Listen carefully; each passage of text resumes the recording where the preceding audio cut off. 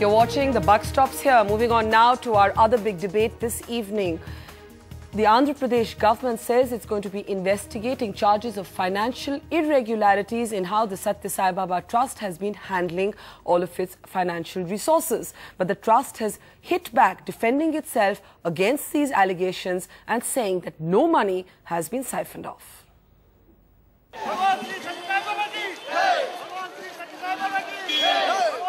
A man who is larger than life, even in death.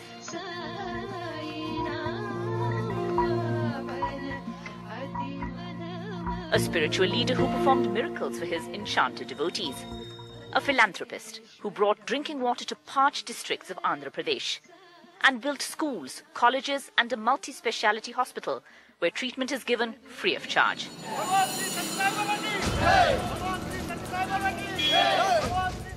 The devotion he inspired led to this protest against a private television channel, which carried a report his followers here in Puttaparthi deemed to be derogatory. Just one example of the appeal of Sai Baba, even 2 months after his death. Can a multi-crore trust set up in his name be questioned over something as mundane as some lakhs in cash seized from a vehicle?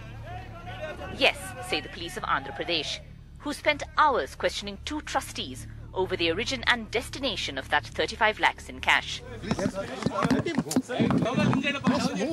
Sai Baba's nephew Ratnakar and fellow trustee V. Srinivasan were left with much explaining to do. The trust has no connection with these funds. It is to be noted that the funds were not seized from any vehicle belonging to the trust or to any trustee.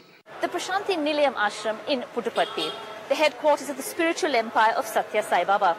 There have long been rumours of treasure being hidden behind these ashram doors.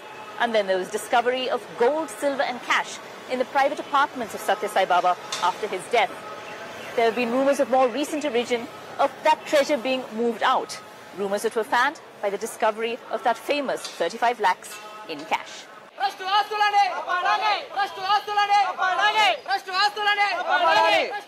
There are increasing calls for transparency. Protests and meetings held in Puttaparthi over the weekend called for clarity in the trust's dealings. A trust that is still reluctant to say just how much it is worth. Press and the media have reported so many things. So naturally, a lot of people are very curious. What is there? Why so many things are happening? How much is the money that is available? So the trustees are now seriously considering that in addition to all the statutory compliances that we are required to do and which we will continue to do, we should come out with an annual report of our activities. The Andhra Pradesh government has asked for a factual report on the trust's dealings.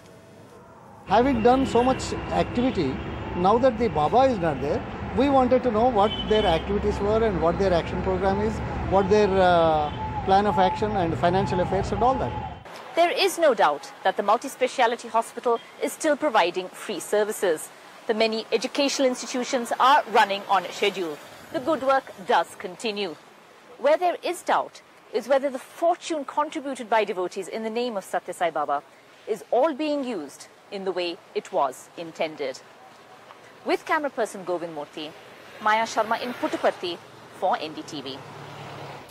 All right, so the Sai Baba Trust is now considering placing an annual report before people in the interest of greater transparency.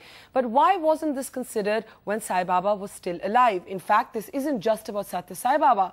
Several spiritual gurus across India are handling wealth of enormous proportions. Let's get straight to our debate this evening. Are godmen also businessmen of a kind? How do we ensure that spirituality is not just another industry? Joining us on the panel this evening, we've got S. Naganand. He's a member of the Council of Management with the Sai Baba Trust. Joining us is Rahul Singh, somebody who has raised many questions in his writings about how the Sai Baba Trust has operated in the past. And with us in the Delhi studios, Vidya Shankar Iyer, a devotee of Sai Baba. If I can start with you, Mr. Naganand, the question I raised at the beginning of the debate, we heard the trust is considering placing an annual report. But when ordinary people hear that, you know, almost 12 crores in cash and kilograms of gold and then 35 lakhs of cash, which seem to be sort of being taken away, when we hear all this, there are naturally questions that arise about how much money money there exactly was